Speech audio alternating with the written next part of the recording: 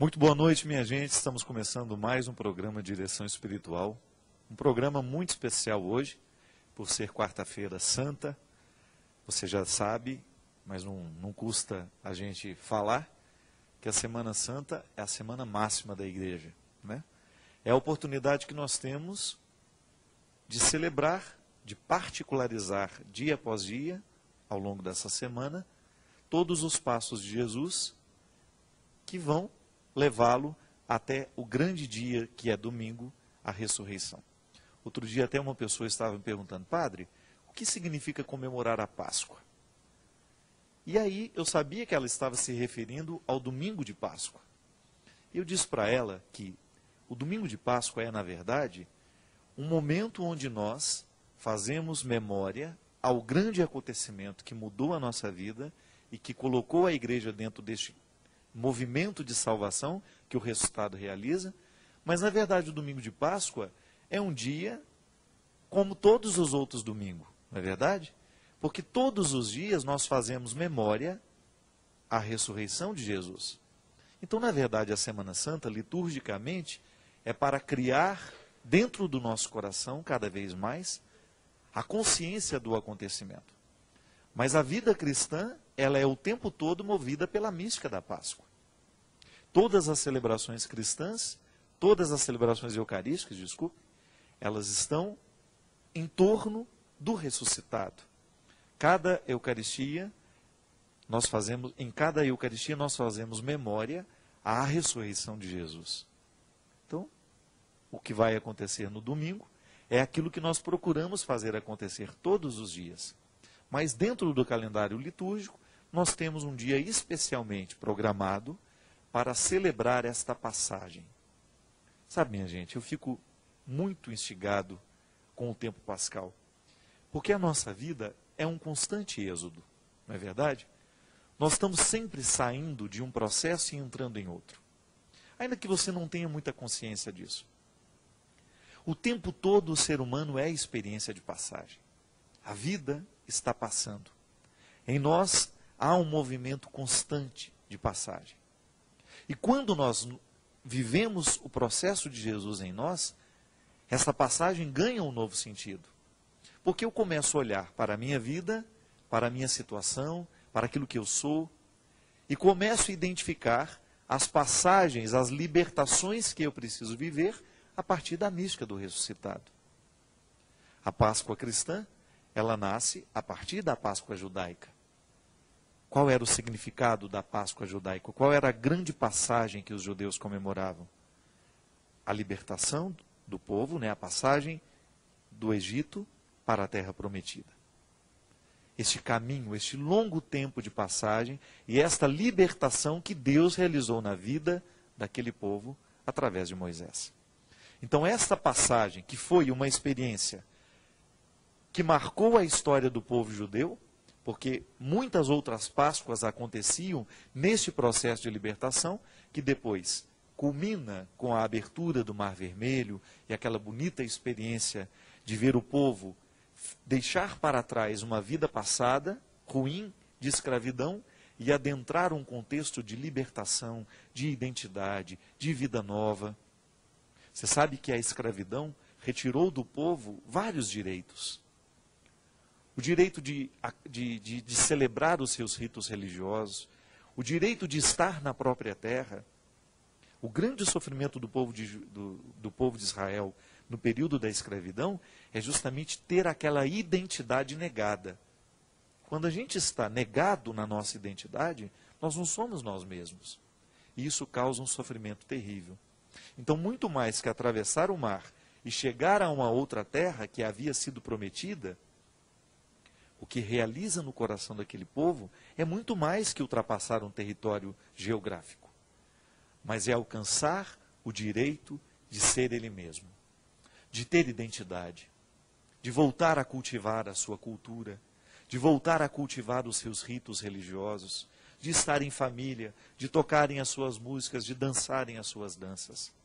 Aquela passagem que aconteceu, aquela libertação que foi na vida de Israel, na vida do povo judeu, um marco que continua sendo hoje celebrado por eles, ganha um novo significado para nós que somos cristãos, porque Jesus se utiliza daquele acontecimento para inaugurar dentro de nós uma nova Páscoa.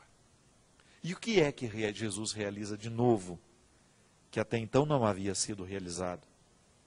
Ele, o Messias, nos redime de toda a vida passada.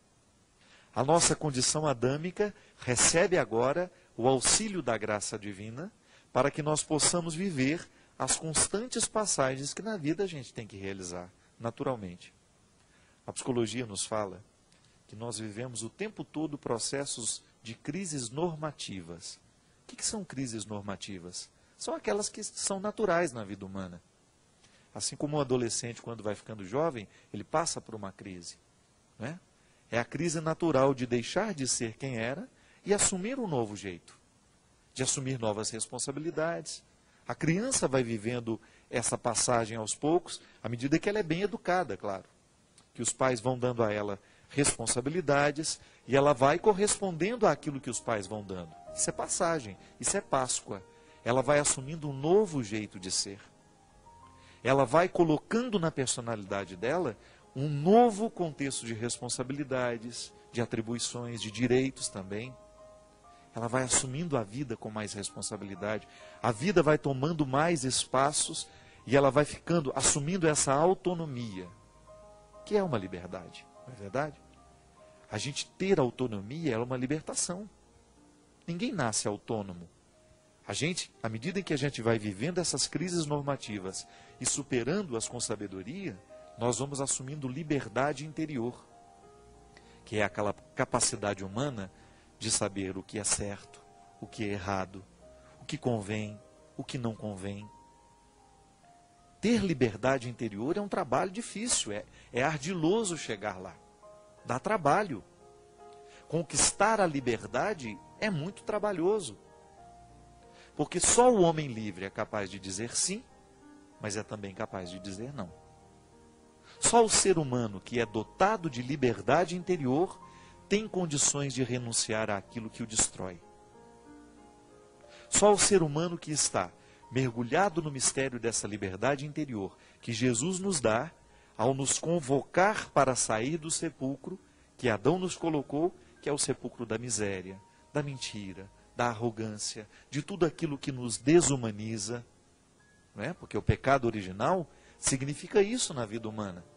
A partir da desobediência de Adão e Eva, nós mergulhamos em situações muito depreciativas. É assim que a gente compreende o pecado original. É essa inaptidão que muitas vezes eu tenho para as coisas boas. É aquilo que São Paulo dizia, que muitas vezes ele desejava o bem, mas ele não era capaz de realizá-lo. É a condição adâmica. É a minha miséria que muitas vezes grita dentro de mim e que se eu der ouvido a ela, eu fico um trapo humano. Então, quando eu olho para a vida de Jesus, quando eu olho para o seu testemunho, para o seu exemplo, eu identifico que Adão não precisa ser determinante em mim. Eu posso fazer essa passagem. Da mesma maneira como o povo de Israel saiu do Egito e voltou e conquistou Canaã, a terra prometida, nós também podemos fazer essa passagem. Sair da miséria de Adão, que está em mim, que está em você, e alcançar os sentimentos nobres de Jesus. Essa é a proposta da Páscoa. Por isso não é só domingo. Domingo é o momento em que nós vamos ritualizar este acontecimento que se desdobra ao longo da vida inteira. Todos os dias eu sou convidado a viver a Páscoa do Senhor na minha vida. Por quê? Porque eu tenho que fazer as minhas transições, eu tenho que fazer as minhas passagens. Eu tenho os meus êxodos constantes. Eu estou em constante êxodo, em constante caminhada que me leva a um novo tempo, a uma nova situação. Crescer misticamente é assim. Você sabe que a direção espiritual, esse programa chama-se Direção Espiritual. De onde vem isso? Como é que nasceu essa direção espiritual dentro da igreja? Simples. A direção espiritual, ela nasceu no momento em que as primeiras comunidades descobriram, né, pela própria experiência, que para se manterem firmes nos propósitos de Deus, do Senhor, elas precisavam partilhar umas com as outras essas dificuldades.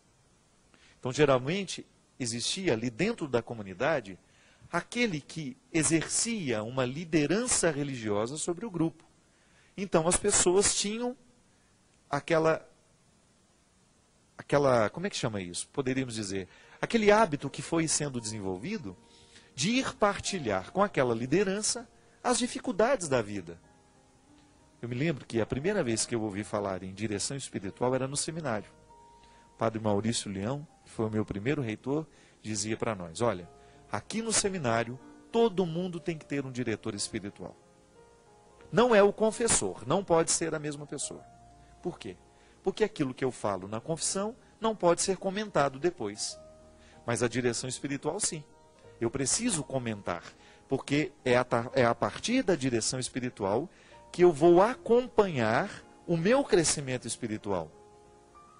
É a partir da direção espiritual que eu vou avaliar se eu estou realizando essas passagens, se a Páscoa de Jesus está tendo efeito na minha vida. Então é o momento em que eu vou falar das minhas misérias, falar das minhas vergonhas, falar também dos meus êxitos, das minhas vitórias e estabelecer metas para este crescimento. E é por isso, minha gente, que a vida em comunidade é tão importante para aquele que deseja estar em Deus e nele viver. Porque por mais frágil que seja a convivência com os nossos irmãos, por mais difícil que ela possa nos parecer, por mais entraves que possam surgir ao longo da nossa convivência, é nesta situação de indigência, de dificuldade, de luta, que nós vamos descobrir o que nós precisamos fazer para alcançar o crescimento.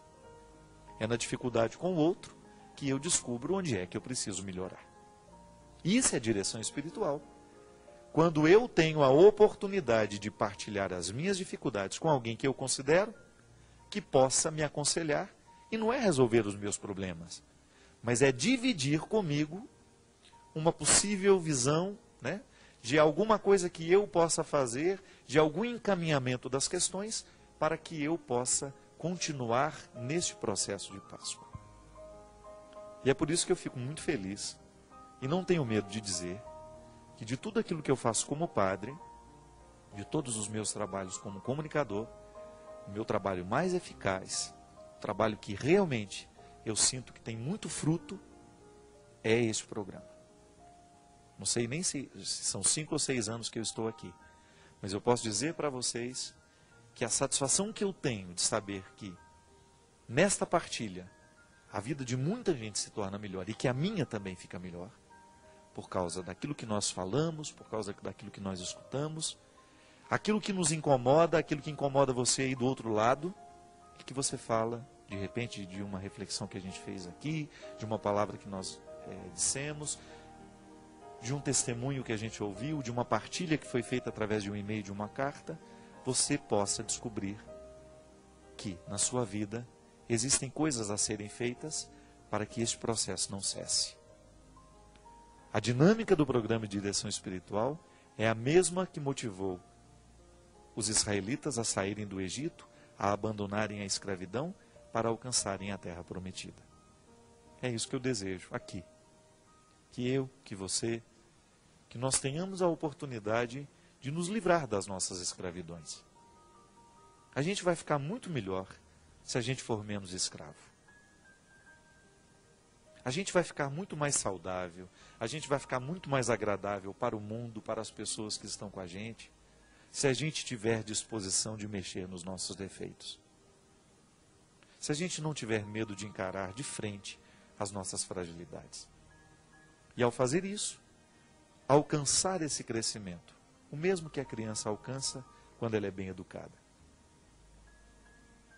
Fazer essa passagem do homem velho para um novo homem, da mulher velha para uma nova mulher, todo dia. O ser humano que eu fui ontem, o cristão que eu fui ontem não serve para hoje. Eu preciso descobrir um novo jeito de ser homem hoje. Como padre eu preciso viver isso. Você acha que os motivos que me fizeram deitar na matriz de São Vicente Ferre, em Formiga, para ficar padre no dia 15 de dezembro de 2001, servem para mim da mesma forma como me serviram naquele tempo, hoje? Não. Eu preciso renovar todos os dias os motivos de ter deitado lá naquele chão. Porque senão eu fico um padre com motivos antigos sem renovação. Os motivos antigos, eles só podem sobreviver dentro de nós à medida em que eles recebem uma mão de tinta, né? Poderíamos dizer assim, com aquilo que é o próprio do dia de hoje. Quais são os meus desafios como padre hoje? Quanto mais cresce a minha responsabilidade, a minha popularidade, maior deve ser a minha responsabilidade como comunicador. Você que é padre de paróquia, é a mesma coisa. À medida que o seu discurso começa a alcançar maiores distâncias, a sua responsabilidade cresce. A cada novo cristão que você batiza, a cada novo cristão que começa a ouvir o que você está dizendo, a sua responsabilidade cresce. E a necessidade da Páscoa surge. E a necessidade da Páscoa se torna imprescindível, porque senão, sem ela, nós não vamos conseguir ir muito longe. Porque ao final de tudo, por mais que você admire o que eu faça, o que eu fale, você espera de mim é a força do ressuscitado. Porque senão não tem sentido, minha gente. Não tem sentido. O que você realmente espera é que este programa provoque dentro de você aquele respiro novo, aquela vontade de ir adiante. Porque isso é bom demais. Quando no momento do seu cansaço, no momento daquele seu desânimo, você sente que uma nova força tomou conta de você, como se fosse um novo ar, inflando um pulmão que antes estava cansado de respirar. Eu não continuo respirando por você, mas não me custa nada, de vez em quando, dar um sopro. E acordar para que você volte a respirar. Da mesma maneira como nós fazemos como alguém que está morrendo afogado. Não é assim que funciona? Os primeiros socorros não é fazer uma massagem bastante intensa para que ele jogue fora aquela água que estava sufocando, que estava matando o seu pulmão, para que ele volte. No primeiro momento, às vezes, não precisa fazer até uma respiração boca a boca. O que que é? É emprestar o ar para o outro. Mas nós não podemos ficar jogando o nosso ar para o outro o tempo todo, porque senão eu também começo a morrer. O outro, ao receber aquele impulso de nova vida, ao jogar fora aquela água que estava matando, volta a ter o dom de respirar sozinho. É a vida em Deus.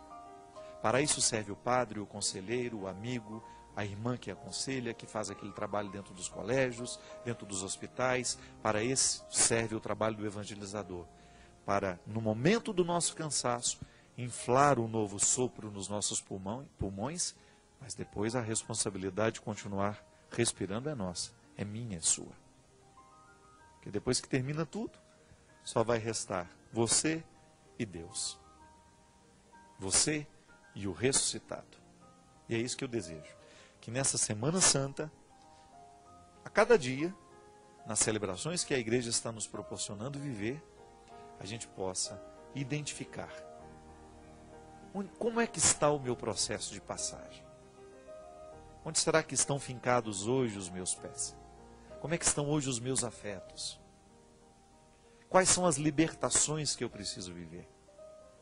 E fazer o que Moisés e o povo precisou fazer. Eu acho aquela passagem fantástica. O povo começou a reclamar, que chegou num determinado momento que estava o mar atrás aqueles que os perseguiam, e aí eles pedem para Moisés: e agora, Moisés, para onde que nós vamos? Se você disse que Deus estava nos prometendo que Ele iria nos libertar, o que a gente faz agora? Moisés fica apavorado, que certamente também não sabia o que dizer, vai lá rezar e fala: ó Senhor, você me pôs nessa fria, agora você me ajude a resolver. E Moisés recebe essa frase de Deus, que é fundamental para todo o processo de fé. Deus diz assim: Moisés, diga ao povo que caminhe. Deus não mandou ficar: olha, espera lá que eu vou resolver o problema. Não. Diga ao povo que caminhe. E foi somente no momento em que aquele povo colocou os pés no Mar Vermelho que as águas começaram a se abrir para que o povo pudesse passar a pé enxuto, sair da escravidão para alcançar uma vida nova. o mesmo Deus quer fazer comigo e com você, eu não tenho dúvida disso. O tempo todo Deus quer que a gente ultrapasse os mares que nos amedrontam, os mares que nos escravizam, as situações que nos infelicitam. Mas para isso a gente precisa se colocar a caminho. Deus não vem fazer por nós aquilo que só nós podemos fazer. Só temos o direito de esperar pelo impossível depois de termos feito tudo o que nos foi possível. Essa regra vale e nunca pode ser perdida de vista. Que a vida cristã, a dinâmica da Páscoa, depende de iniciativas nossas. Gente, muito obrigado, vocês que ligam, que fazem parte do programa, que escrevem seus e-mails, que mandam suas cartas. Estamos tentando responder todo mundo. Não é fácil, são muitas as cartas que chegam, situações muito delicadas, muito complicadas. Então, o nosso tempo aqui, nem sempre a gente consegue fazer de acordo com as expectativas que vocês têm, de mandarem uma carta hoje e serem respondidas em, no máximo, uma semana. Então, tenha paciência com a gente, nós estamos tentando responder todo mundo. Temos um trabalho, uma assessoria muito boa, pessoas muito sérias que trabalham diretamente comigo e que nos ajudam muito na leitura dessas cartas, com muito sigilo, com muita ética, né? E, sobretudo, com muito respeito humano. Então, à medida em que essas cartas vão sendo lidas, nós vamos tentando